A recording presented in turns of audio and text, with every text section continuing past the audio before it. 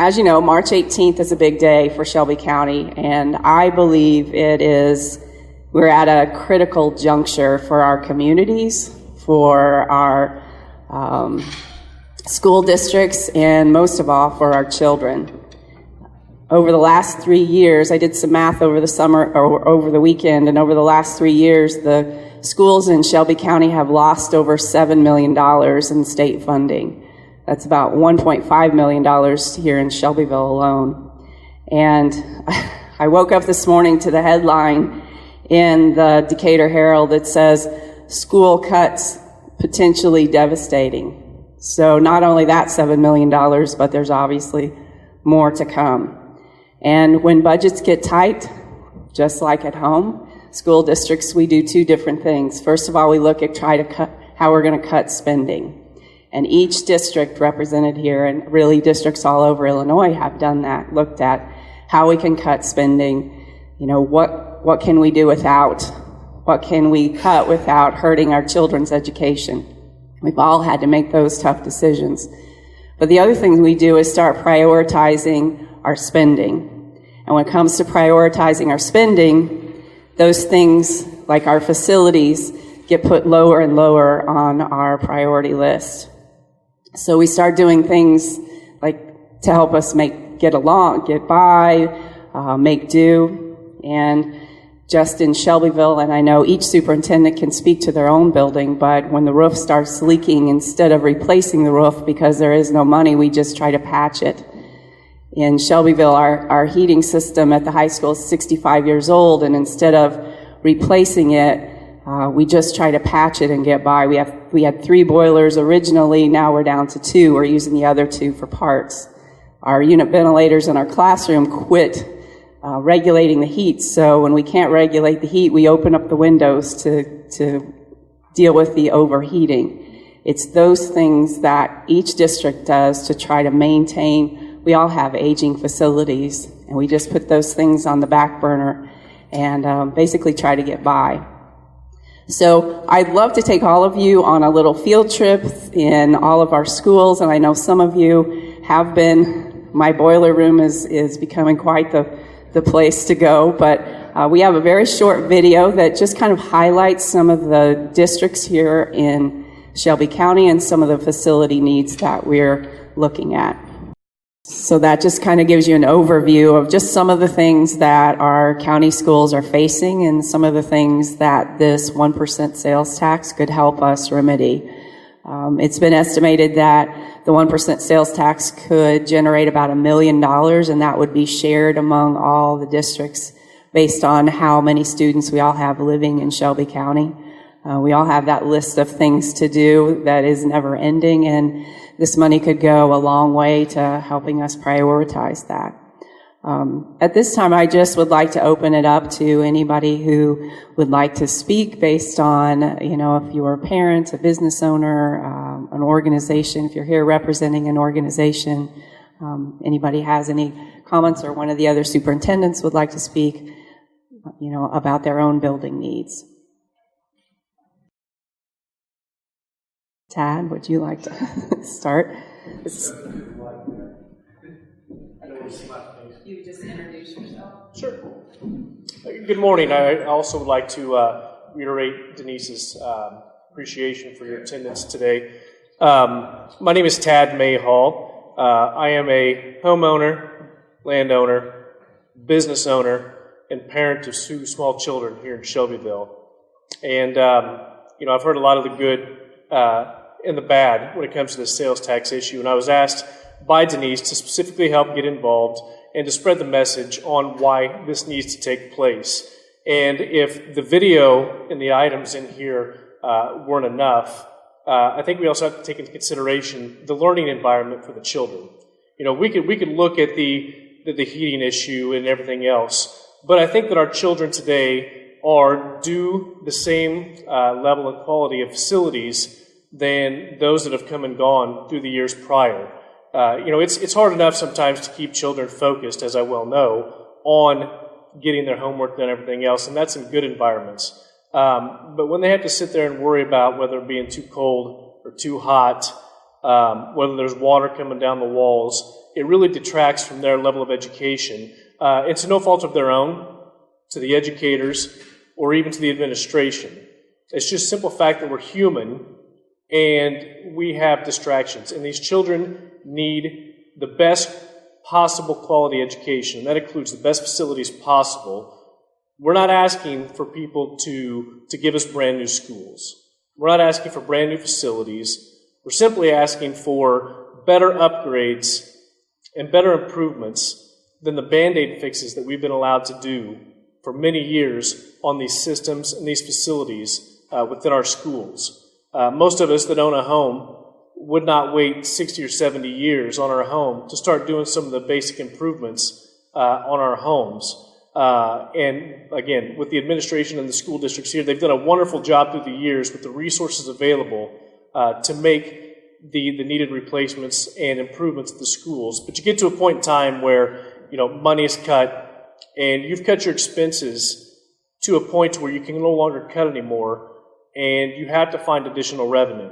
No different than we would do at home. If we realized that we had a shortfall, the first thing that I'd hope that we would do is we'd look at our own budgets and find out where we could finally trim back just a little bit.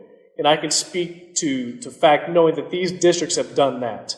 They are down to bare minimum when it comes to teaching staff and equipment and the things that they're using day to day. You get to a point where you simply just can't cut anymore, and you have to reach out in the form of additional revenue.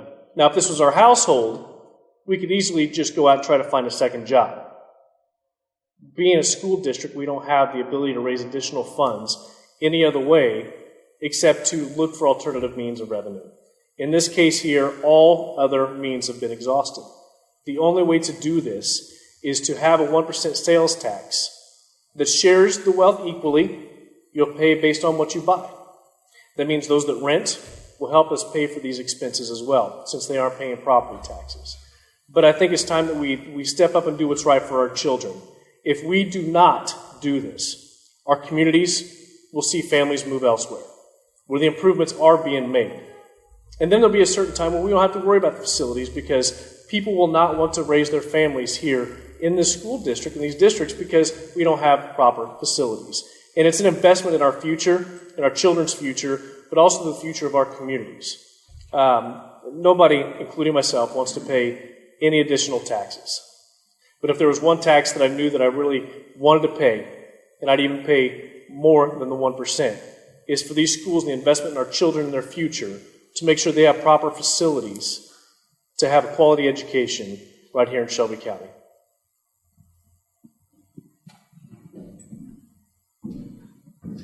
Thank you so much, Dad. Anyone else like to speak? Dave?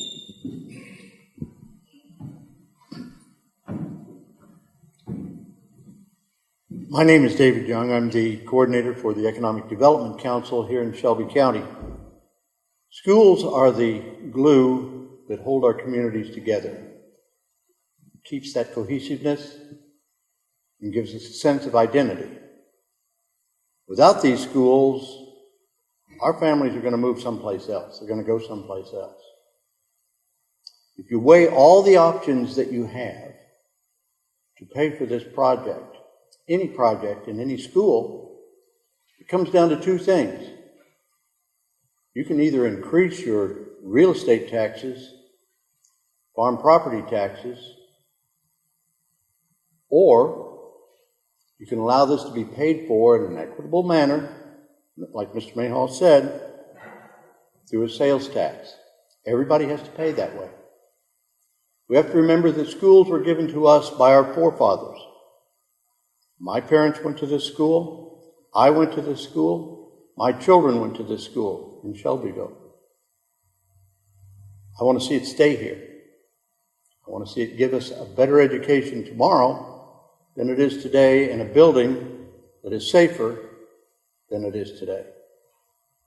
So those of you who are for this vote, make sure that you get out and vote and take your neighbor with you.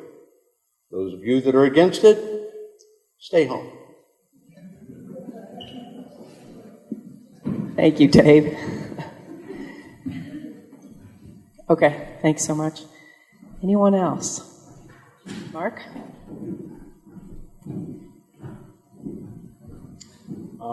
My name is Mark Snyder. I've been on the board here for 1 year, and that's definitely been an eye-opening experience in terms of seeing some of the real needs and problems that our schools are dealing with. But I'm mainly talking as a parent. I have a son in high school here. I have a daughter in middle school. I've walked through Main Street. My kids were there. I see a building that was built in 1920-something. And I realize how amazing it is that the teachers do the job they do in that building with the problems and issues that it has. And then you walk into the high school and you see some of the problems there, like Mrs. Benz has talked about. An auditorium roof that's leaking and needs to be replaced. A gymnasium roof that needs to be replaced. Should have been done a long time ago. And then you walk in the basement and you see that boiler system that is used to heat that building, and the asbestos-wrapped pipes. You just walk out there shaking your head saying, oh my gosh. And then you walk through the high school for months of December, January, and February, and teachers are teaching with the windows open when it's 10 degrees outside, and because that's their only way of regulating the heat inside those classrooms.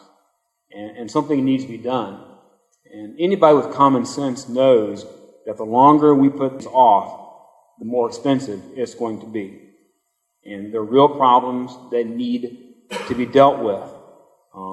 And this 1% sales tax is an opportunity to try and take care of some of these problems. Some of the best things about it that I see are that this money, this sales tax money, will stay right here in Shelby County. This isn't going to go to Springfield where they can do something with it. It isn't going to go to Chicago or Cook County or the suburban school districts. It's going to stay right here in Shelby County and help our kids and our school systems deal with the buildings and facilities problems that we definitely have. And another good thing about it is this. When we get that sales tax money, that 1% sales tax money, it's not going to be Springfield that tells us what to do with it. It's going to be our local school boards that decide what's the best way to use this money on some real problems that we have in our buildings and facilities. The local people get to decide these things. I definitely think our kids are worth it. Very, very much so. And I definitely support it. And I hope that we can get this done. Thank you, Mark. At this time, I'd just like to ask if there are any questions from the audience. I know that all the media people have more stories to write and places to go, but anybody have any questions? Kyle? I've had a few calls at the regional office regarding the possibility of how this could affect property taxes. I've heard that if a district borrows money and uses the sales tax to pay off the bond, that at some point they could use the sales tax for another purpose and could possibly raise property taxes. Some citizens have called with questions like that. Is that correct? And then a follow-up to that is, what happens if a district is using the sales tax to pay off a bond and the sales tax revenues drop? Do property taxes go up to pay the difference? Okay, thanks, Kyle. I think there is a misconception going on. I've heard those same questions, and school finance is a little bit hard to understand, but I'll try to make it very simple. If a school district borrows money, and then which Shelbyville would do if the sales tax passes, if they borrow money and they're going to use that income, that revenue, to pay off a bond or a loan, then they are signing a legal document saying we are pledging this money to pay off the loan. So if a district decided not to use the money to pay off the loan, basically they would be doing something that is illegal. And then on the second hand, the other question you asked, what if we're pledging the sales tax to pay off the loan and the sales tax drops? Then what do we do? One thing, there is a safety net in there. We can only borrow 75% of what our anticipated revenue is. So there's always a 25% cushion. So sales tax could go down as much as 25%. We'd still have enough money to pay for those bonds. It would take something catastrophic You know, in the history of sales tax in Illinois, we've never had drops of more than 25%, not even close. But if a catastrophe happened and it dropped more than 25% for several years in a row, the other option the school board would have at that point is to take that loan that they have and spread it out over more years, so our loan payment would go down. So we could still use a sales tax and not have to revert to property tax. Worst case scenario, a catastrophe happens, yes, there is sales tax that backs up those loans, and we use those because they're a lot cheaper because we have property tax as a, worst case scenario. There are other ways we can borrow money, but we usually use those alternative revenue bonds.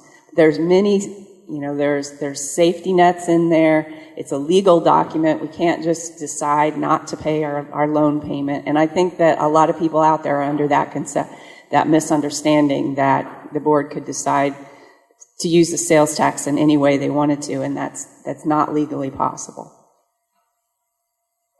Are you talking about what the state calls obligation bonds? They're called alternative revenue bonds. So when you have an alternative source of revenue, which the sales tax would be, then you borrow knowing that you're going to get that revenue coming in the future. So you... And my question is, I understand through a little research that Illinois is like the only state in the country that requires this obligation when you go into this. Right. And Shelby County is a tax cap county. Right. So are you concerned? People all over the state, cities, municipalities, school districts use these alternative revenue bonds. It happens. This is not something that's going to be unique in Shelby County. It happens all over the state. Like I said, the law specifically makes you put a cushion in there. If something happens to your sales tax, you can still pay your bill.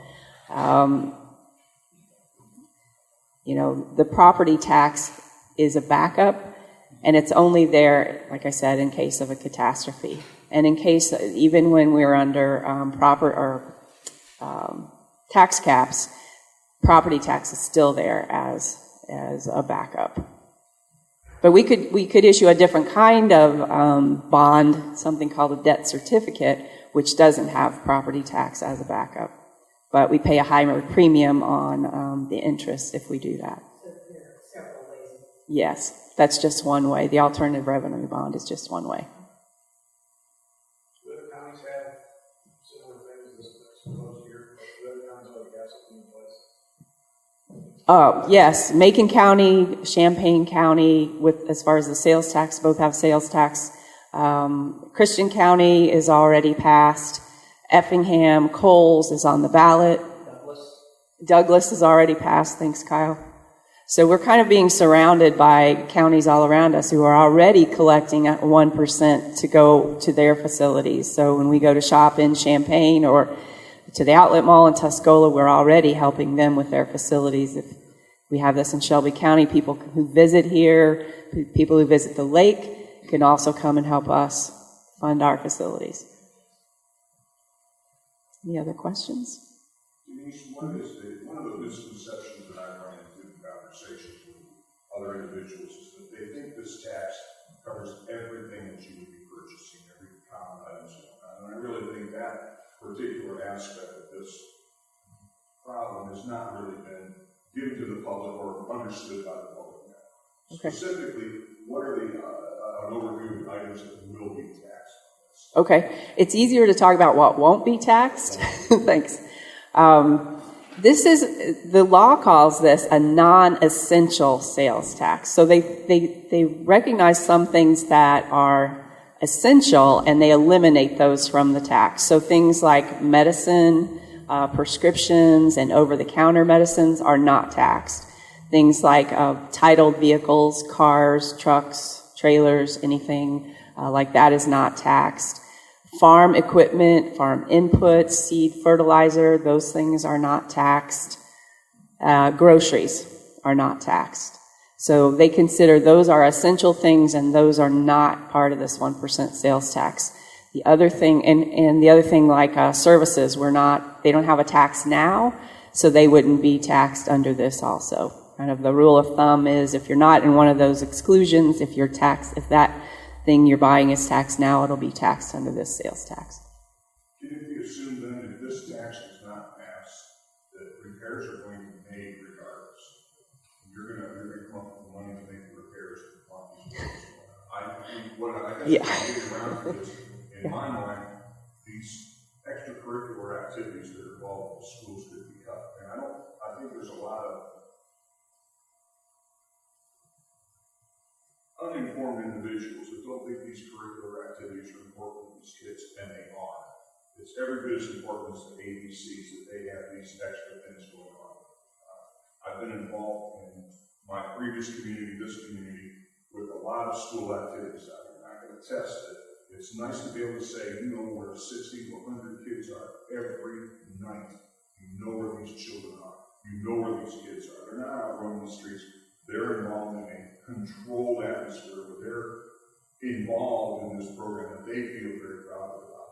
And that's in every school that we have in this area right now. Every one of them has the same thing. And it is important for these children, these students to have that activity to do that. It's part of the learning process. And myself, I would hate to see something like that go because of the fear that I have to pay another 1 cent when I go and buy something that I consider to be a luxury item. I really think it's a travesty that we would have to go to resort to these measures to try and get something like this done. It's just, it needs to be addressed. It needs to be done one way or the other. We need to pass this.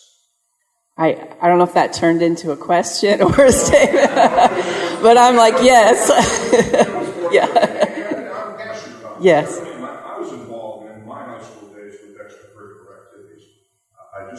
I know what it did for me. I see that, and again, I've been involved for 40 years, 45 years now with other kids doing this kind of stuff. And it's just an important aspect of the educational process. It really is. It's a culmination of all. And like Tad said, when you're in a classroom and you can't concentrate because it's so doggone hot in there. I was in the same boat. Our school was the same thing. And it was very difficult to concentrate on that. It was very difficult to keep going on that. But you persevered through it, of course. Right. And you know, you built character. I like the thing you did, you know. Yeah. You surmount the obstacles that are in front of you. But it's a necessary item. You really need to do this. It needs to be done. And I'll be very disappointed myself if it doesn't pass. Yeah, I don't want to be in a situation, and none of the superintendents here, where we have to choose programs or roofs. You know, we patch the roof, we choose the program, but at some point we don't want to have to choose the roof over the program. But we get to a point where we have no choice. Yeah.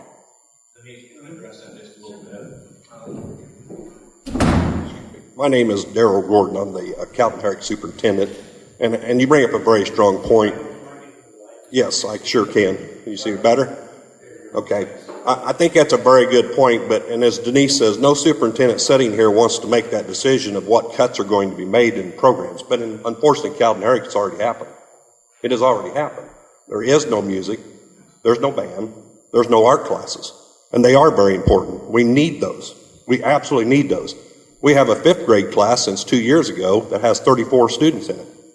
We have two teachers per every primary grade except for 5th grade. We cut $304,000 last year to survive. They're talking taking us to 83.5 proration for general ed this year. That's another $115,000 for Calvin-Herrick. I don't know. This can't continue. I mean, and you're right, our buildings, I mean, I'm unfortunate to even say that, you know, yeah, we're pumping water out the front window, just trying to survive. We got wonderful people down at Calvin-Herrick. I grew up there.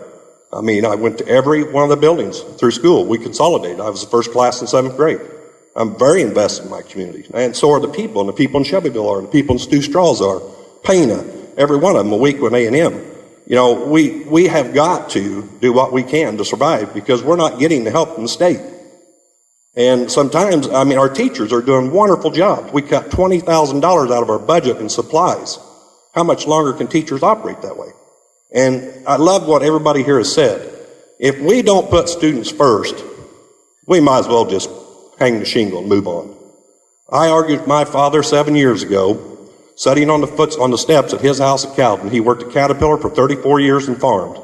And I told him, you lose these schools, you lose your town. He said, no, people want to live here. I said, sure, they want to live here, but you said the schools are the glue, and they absolutely are. There is no way. I was right on that argument with my dad. He won't admit it, but I was. But if you don't have a school, you don't have a community. They are so interweaved.